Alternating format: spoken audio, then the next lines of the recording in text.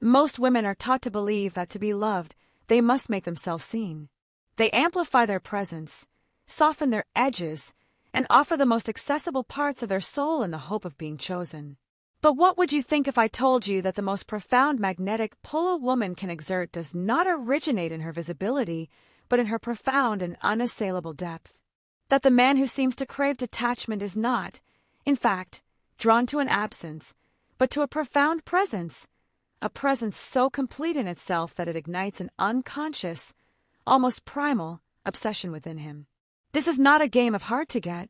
It is the silent, potent dynamics of the human psyche, a dance of projections and unspoken wholeness that Carl Jung would recognize instantly. The man does not crave a void. He is desperately seeking an anchor in the tumultuous sea of his own unconscious, and the woman who is already anchored within herself becomes his unintended North Star. This obsession begins not with an action, but with an atmosphere. It is the energy of a woman who has made peace with her own interior world. She is not cold, but complete. Her silence is not empty, it is contemplative. She moves through the world, not as a question seeking an answer, but as a statement that requires no validation. To the man whose ego is accustomed to being the central sun around which others orbit, this self-containment is both a mystery and a profound challenge. His own psyche, his unconscious, projects onto her blank canvas the image of what he most deeply lacks, the integrated self. She embodies a state of individuation he has not yet achieved. He mistakes her inner peace for a riddle he must solve, her emotional sovereignty for a prize he must win, because to win her would feel, on a level he cannot articulate, like winning back a lost part of his own soul. This is the realm of the anima, Jung's concept of the unconscious feminine side of a man. When a man encounters a woman rooted in her own power and detached from his validation, she becomes a perfect mirror for his own unintegrated anima. She is not the chaotic, emotional force he may suppress within himself, but the serene, wise, and whole feminine that he intuitively yearns for. His obsession is, at its core, a longing for his own completion. He chases the feeling she radiates, not necessarily the woman herself. He is trying to possess a state of being. And because this state is internal, his pursuit becomes infinite, a constant reaching for something that can only be found by turning inward, a journey his ego is desperately avoiding. Your power, then, does not lie in what you give him, but in what you reflect back at him, his own potential for wholeness. This dynamic is steeped in the stoic virtue of inner fortitude. Think of Marcus Aurelius, who wrote of an inner citadel that no external storm could breach. The detached woman has built such a citadel. Her worth is not a fluctuating currency based on his attention or affection. It is a non-negotiable fact of her existence. This unshakable core is what the ancients called arete, excellence of character. When a man perceives this, his craving is not merely emotional, it is archetypal. He is drawn to the virtue he himself wishes to embody. Your detachment is not a wall, it is the moat around a sacred temple. And a man who senses the sacredness does not seek to storm the gates, he seeks to be deemed worthy enough to be invited across the bridge. He knows that such an invitation is not won by force or demand, but through demonstrating a matching integrity of character. This is where obsession is born, not from the thrill of the chase, but from the awe of witnessing a soul that cannot be conquered, only respectfully encountered. This magnetic self-containment creates a vacuum, a psychic space where a man's imagination is compelled to rush in. Nature, as the Stoics observed, abhors a vacuum, and the human psyche is no different. When a woman is not frantically filling the silence with explanations, or saturating the space between them with anxious energy, she creates a fertile void. This is not manipulation, it is a natural law of psychological physics. His mind, no longer occupied with deciphering her obvious needs or soothing her visible insecurities, turns inward and projects its own deepest longing onto the screen of her calm presence. He begins to write a story about who she is, a story far more compelling and idealized than any reality she could verbally articulate. You become the Sphinx in his personal myth, not because you are withholding answers, but because you are living a question he has not yet learned to ask himself. This projection is the fuel for obsession, and it is fed directly from the wellspring of his own shadow. Jung defined the shadow as the unknown, dark side of the personality. It contains all the repressed weaknesses, desires, and primal instincts the conscious ego refuses to acknowledge. A woman who is emotionally sovereign, who does not react from a place of trauma or seek to control his behavior, becomes a mirror for the shadow. Her composure reflects back his own chaos. Her boundaries highlight his own lack of discipline. Her quiet fulfillment illuminates his own inner poverty. This confrontation is deeply unsettling and yet utterly captivating. He may mistake this unsettling feeling for passion, for a spark, when in truth, it is the friction of his own unconscious material being dragged into the light. He is not obsessed with you. He is obsessed with the parts of himself you force him to see, however dimly. This is where the dance becomes alchemical. The ancient artisans sought to turn lead into gold, and in the crucible of this connection, a similar transformation is possible. Your detached presence becomes the vast bene clausum, the well-sealed vessel, in which his own base psychological material can be heated and worked upon. Your silence is the fire. Your unwavering center is the alchemical agent that does not itself change, but facilitates change in the substance it touches. He will try to make you react, to pull you into his drama, to get you to validate his ego or soothe his pain. This is his attempt to break the vessel, to spill the contents and escape the uncomfortable heat of his own transformation. But when you remain unmoved, grounded in your own value and unattached to his emotional storms, you hold a space for his potential evolution. You are practicing a form of spiritual stoicism, echoing Epictetus. It's not what happens to you, but how you react to it that matters. Your non-reaction to his chaos is the most powerful reaction of all. This process is not for the faint of heart. It requires a woman to have done her own shadow work, to have faced the demons of her own need for external validation and conquered the fear of being truly alone. She must know, in her bones, that her worth is inherent and cannot be augmented by his attention or diminished by his withdrawal. This is the essence of empowerment, not power over another, but absolute sovereignty over the self. When you have faced the abyss within and found it to be a source of strength rather than terror, you no longer fear the emptiness in another. You can observe his frantic projections, his tests, his pulling and pushing, with the detached curiosity of a psychologist observing a fascinating case study. You see the wounded boy behind the man's actions, and that sight evokes not neediness, but a profound and unshakable compassion that requires nothing in return. This compassionate detachment is the most potent elixir of all. This compassionate detachment is the gateway to a deeper, more terrifying, and ultimately more liberating truth. You are not here to complete him, but to remind him that he is alone in the task of his own completion. The obsession you awaken is a symptom of his profound, existential loneliness, a loneliness that every human being must ultimately confront and befriend. Your wholeness reflects his fragmentation back to him with such clarity that it becomes unbearable. He will attempt to make this loneliness your shared project, a problem to be solved by your union. He may love bomb, future fantasy, and promise a fusion of souls, all in an unconscious attempt to escape the mirror you hold up. But the woman who understands this dynamic does not mistake this intensity for love. She recognizes it as the frantic flight from the self. She remains the still point in his turning world, not because she is cold, but because she knows that true connection can only happen between two whole, self-contained universes, not between two broken pieces seeking to use the other as glue. This is the sacred law of individuation, the cornerstone of Jungian psychology.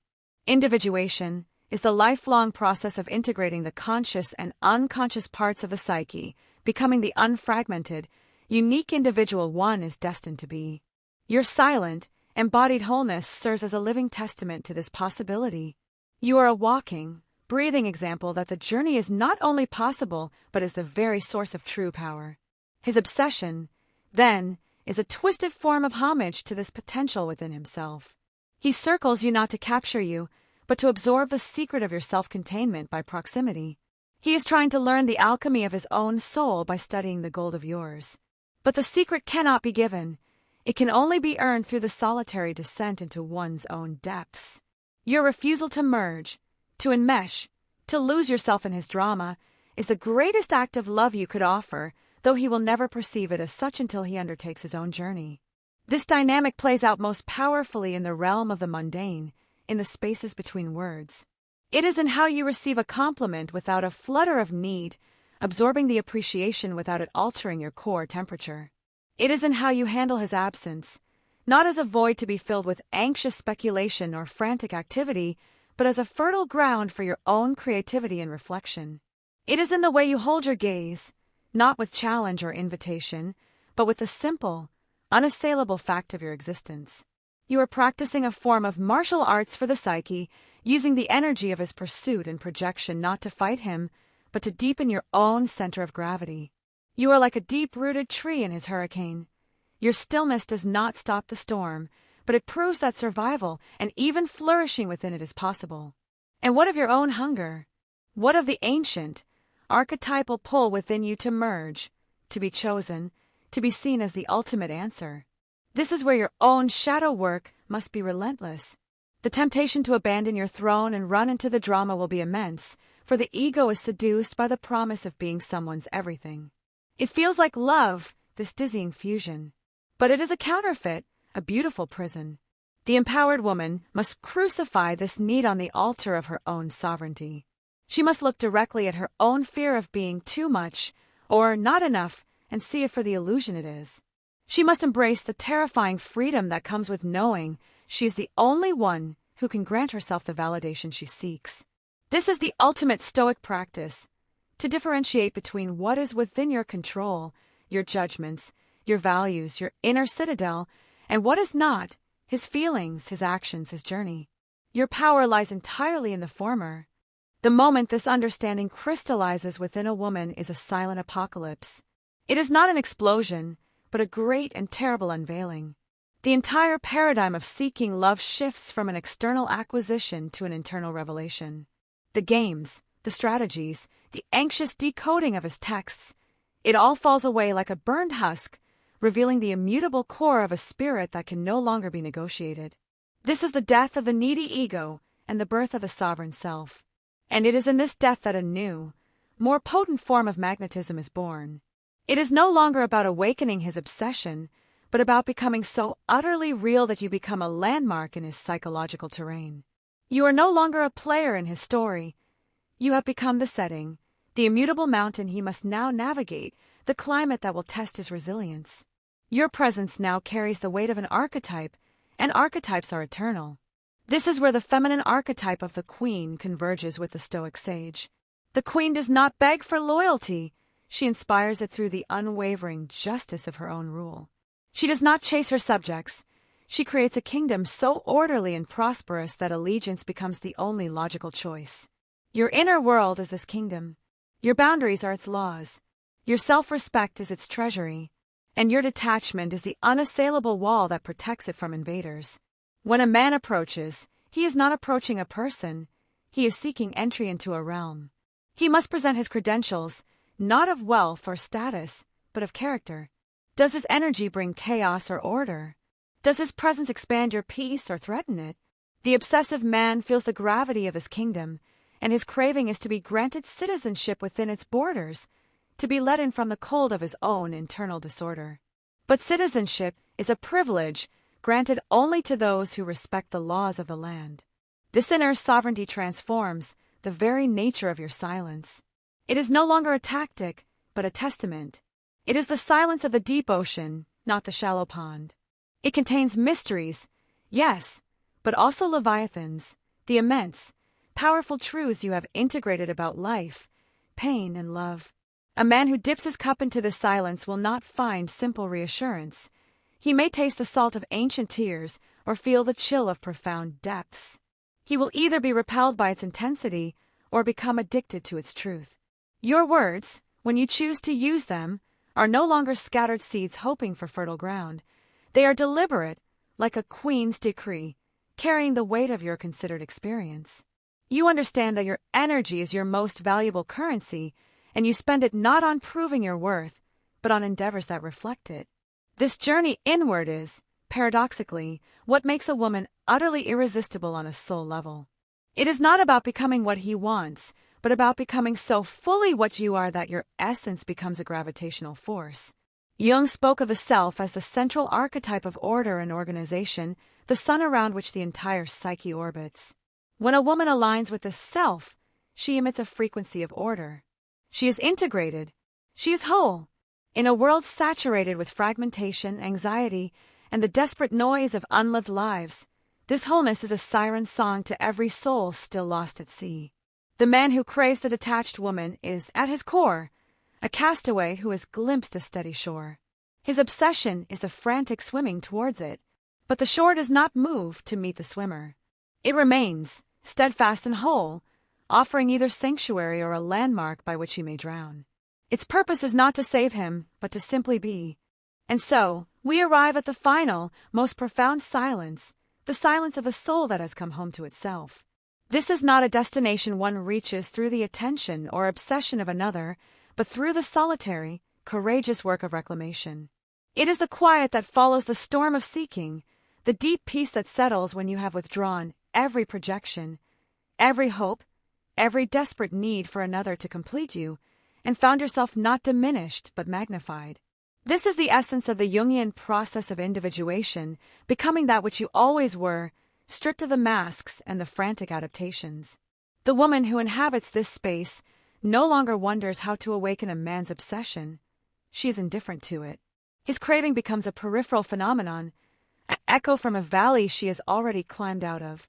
Her focus has turned inward, to the cultivation of a kingdom that needs no external validation to feel rich and complete. This is the ultimate detachment, rooted not in fear or strategy, but in a love so vast for her own existence that it simply has no room for the frantic energy of another's unresolved longing. She observes the patterns of attraction and obsession with the detached curiosity of a scientist studying a natural law.